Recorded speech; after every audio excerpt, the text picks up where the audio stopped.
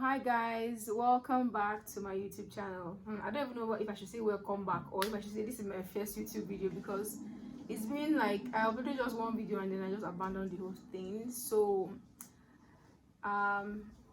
today I'm just going to talk about let's say fear, and then I'm going to talk about obviously my male content, my locks. So I uploaded a video and then I have just been doing other things, and I won't say I forgot per se, but you know, this fear of, oh my god, what if I don't do this content? Okay, what if I don't do it well? What if it's not? That whole what if that has been my whole, like, the whole thing now holding me down since like the first video I did.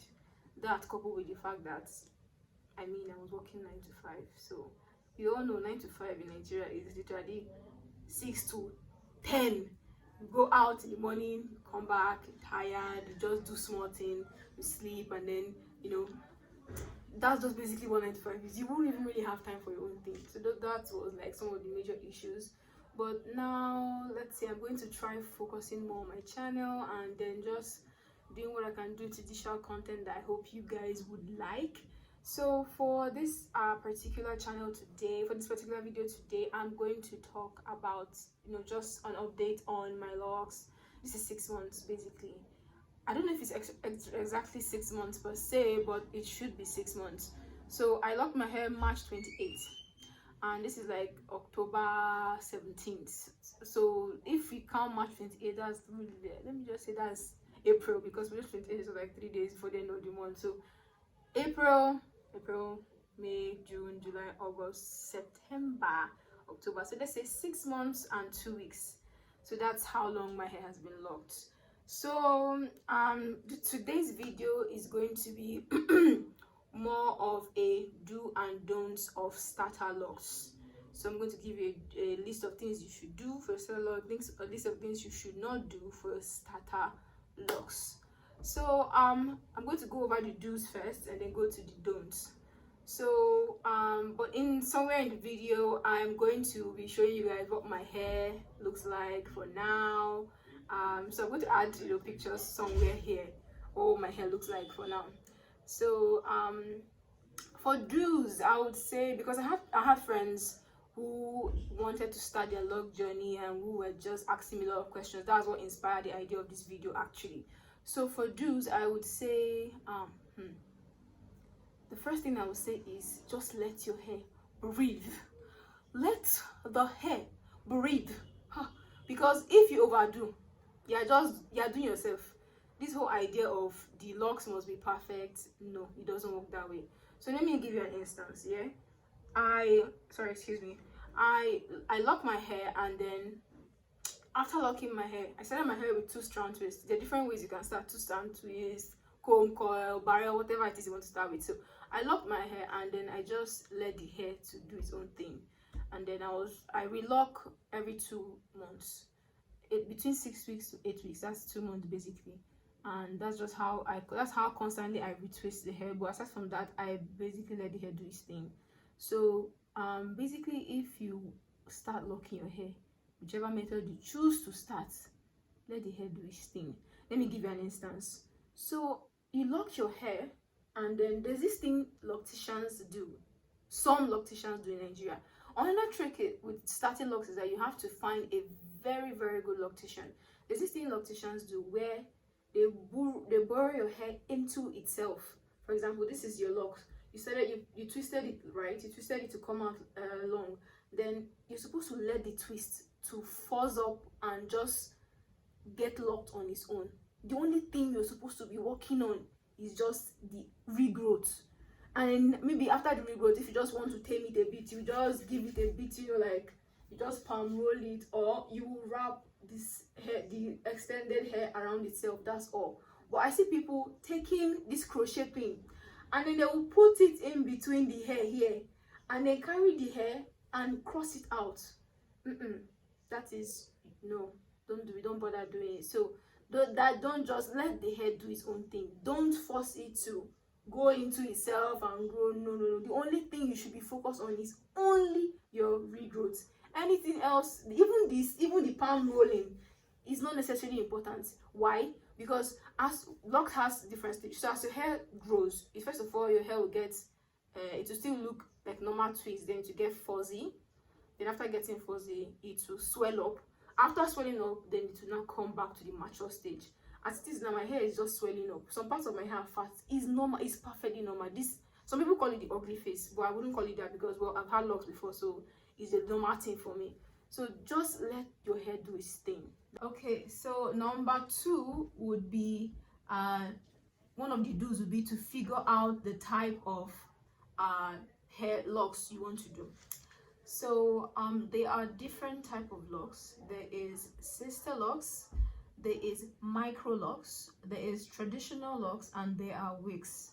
So I'm going to put a picture in the video for each of these locks I spoke about. Sister locks, somewhere in the video I'm going to put a picture for you guys.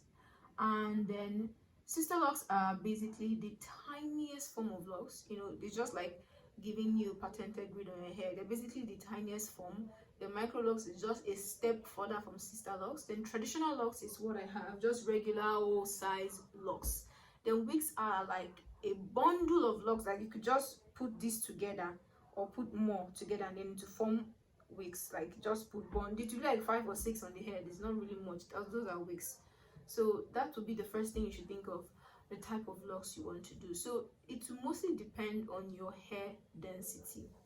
Now this will depend, I don't know how, probably I'll just give you guys a little idea of what this hair density is about. So if you've been keeping natural hair for long, which we have in our family, keep natural, I relaxed my hair for just like 2 years and I regretted it because I had to cut it off. So if you've been keeping natural hair for long, you'll be able to know the density of your hair. If it's very thick, very thin, or in the middle, you'll be able to figure it out. So that would determine what kind of locks you want to get. It's not necessarily 100% determinant, but it will put you in the right direction. For example, if your hair is very full, you could do traditional locks. But if you want your hair to look fuller, despite it being full already, you could go for sister locks to give your hair volume, right?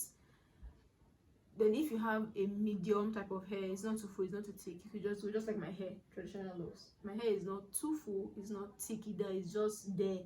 You just do normal traditional locks. So you have to first of all know the type of locks you want to do and then figure out how to go about getting your locks done. Most except sister locks and micro locks, traditional locks and wigs can be done with minimal professionalism. You could use a YouTube video to figure out how to do it, or there are people you could go to basically that could figure out. But sister locks is more you know, more severe. I don't know the word to use, but it is more severe. So that is the second one. So the third thing you should do, for example, is to dye your hair before you start your locks. This is if you want to dye your hair. If you don't want to dye your hair, let it be and just lock your hair. But if you have intention of having dyed locks, I would advise, I'm not a professional, but I would advise, before you lock your hair, dye it. When you dye it, give it like a month to breathe again. Let the hair breathe. So give it like a month to do its thing, then lock it. The reason is that if you've already locked your hair and you dye it, there's 2 things that would happen. The dye will not penetrate into the hair very well. So some parts will be more dyed than others. I don't know if that language is correct. Yeah, some parts will be more dyed than others. The second thing is that it will not over penetrate to the point of breaking the lock. Like the lock will start damaging inside, so it will start getting thinner on some parts because of the, you know, dye is chemical now normally.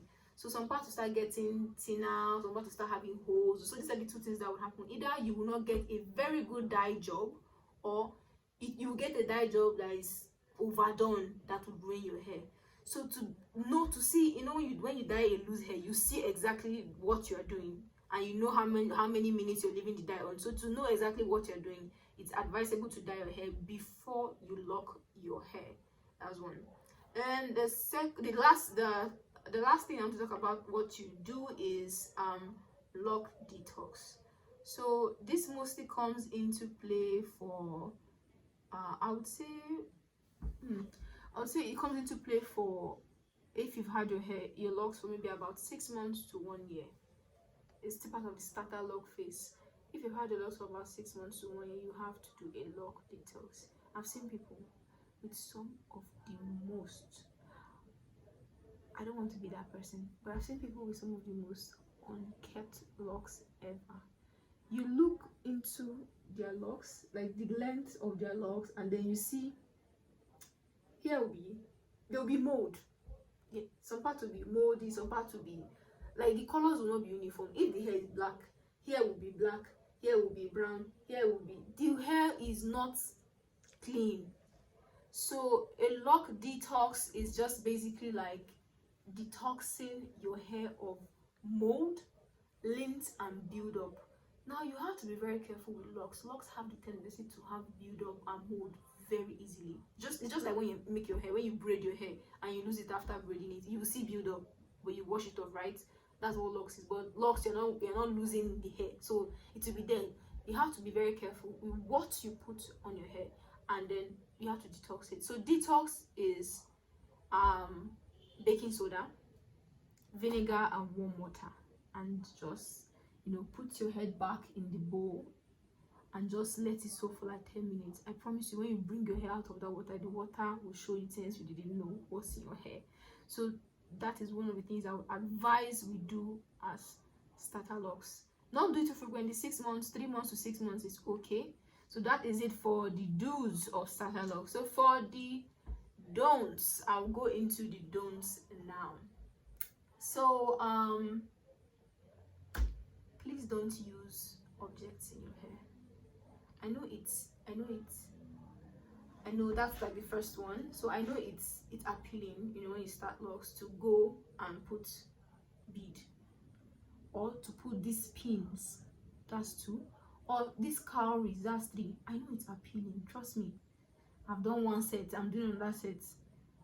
You need your hair to form very well. Now, what happens when you put those things on starter locks is that it creates dent in your hair.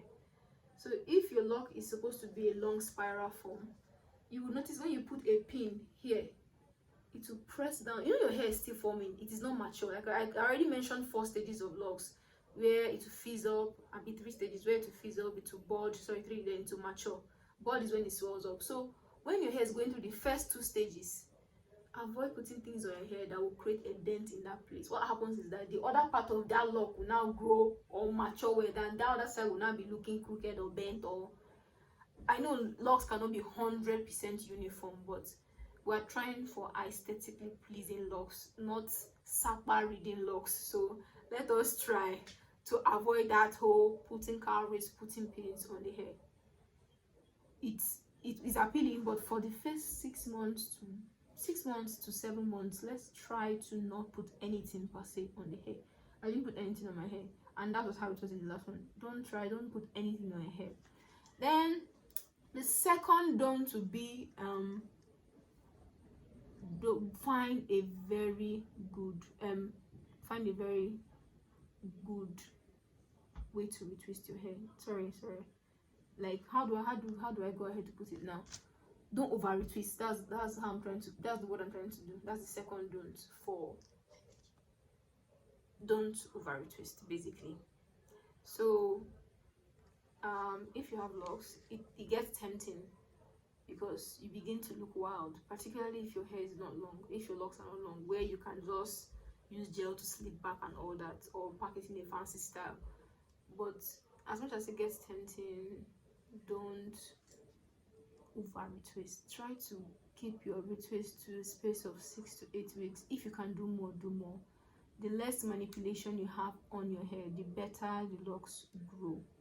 That is just the honest truth. The less manipulation you have on your hair, the better the locks grow.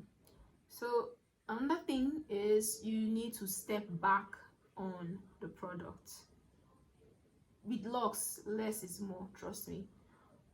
So I had a friend ask me recently, how do I moisturize my hair? That hair is very dry. And I told her, just buy a spray bottle, and in the spray bottle, put your water, put a few drops of oil, spray your hair, spray your hair, then if you put a small hair cream or small hair oil on your hair, rub your palm together and just, you know, do it on your hair. Just little hair cream, not too much. Like I said, too much cause build up, so you have to always be careful of that build up thing. So just put a little and then you're good to go. So step back on the product. Then for locking your hair, there's this thing, I've been seeing it, people using gel to retwist their hair. Gel, beeswax, and I'm trying to remember the name of this thing. This is in between pomade and Vaseline. They call it something for locks. I went to a salon one day to lock my hand. The person wanted to use it. I said, don't you even dare. If you can't lock my hair without any product, just tell me, let me carry my leg and go. I wouldn't advise anybody to lock their hair with product. Yes, I said it. The idea of putting gel, you know what, if you have undergrowth that it comes out to, let's say, hair, then they will not put gel, either they'll put gel or they'll put edge control. One, gel, edge control. This beeswax for twisting, they'll put it there and lock your hair. Error. Big error. Is that thing, that white thing gone, that build up we're talking about, that thing that will make your locks look surprised, look ugly, and look shameless, is that thing that they're doing. Don't allow anybody to put locks on your hair. They can retwist without products. It's very, very, very, but if they don't want to do for you, come to me, I'll do for you. But you pay me, it's not for free, but come to me. But don't allow anybody to lock your hair with product. Or even if the person insists, or even if let's say the undergrowth is too much that they have to use products, let it be very, very minimal. And if you can, look for aloe vera to use. I'm not talking of aloe vera gel, I'm talking of aloe vera plants. The plant itself, you cut it, the gel inside, that is what you use. Now that one dries out and doesn't leave build up or mold on your hair or residue on your hair. So that is what I'll advise. So step back on the product, and in everything you are doing on your own locks, step back on product. Less is more. Just do minimal with product and more with water-based stuff and oil. Less Vaseline, less cream. Just make it less oil, just small of everything. Then I would also say one of the most important things is to avoid changing locticians frequently. Now people go to different, that is how it is here in Nigeria. Basically, people go to different people to do their hair, honestly, because they can't be bothered going up and down. You go and look, waiting for that one person. So people go to different people to do their hair. So I would advise that if you can find one person who can do it to your satisfaction, stick to that person. Even when you're not around, wait for the person. Or if you're not around, come back and meet the person. If the person is not around, wait for the person. Or if the person they should recommend it to someone good. But avoid ashawo salon movements. Wait from one salon to another in the hopes that you just want to get the hair done. No, locks are delicate. So instead of wanting to just get the hair done because someone can actually spoil them for you, find that person and just let the person handle your hair with care. Now lastly, I would say trust the process, because my sister, if you start your hair short, you won't like it. I'm not going to lie. You won't 100% like it, particularly if you're used to the whole laid down smooth look. You won't like it. So you can do wigs over locks. It doesn't stop you. You can even do braids over locks. I've done both of them before. Wigs, braids, you can do them over locks if it makes you feel comfortable. But then you just have to trust the process. Don't rush it. I remember when I started my first lock journey, nobody hear word from you. I was so excited about it. Now I'm doing the second one and I'm just like, well, whenever. But I think that's the main thing. Just don't rush the process. Trust that. Just leave the hair to do its thing and just take care of it as best as you can. So that is it for today's video. So if you have let's say questions you want to ask, or you have comments, you can drop it in the box below, or if there are other things you would like to know about, generally anything about Locs that you like to know about, just let me know. And drop a comment below on my videos. Subscribe if you haven't subscribed, like if you haven't liked, comment and share. So I'm going to link my other social media pages at the end of this video for you guys to see and follow. I'm still trying to like build up my channel, so I hope you guys take me as you see me. Thank you guys for watching. Bye.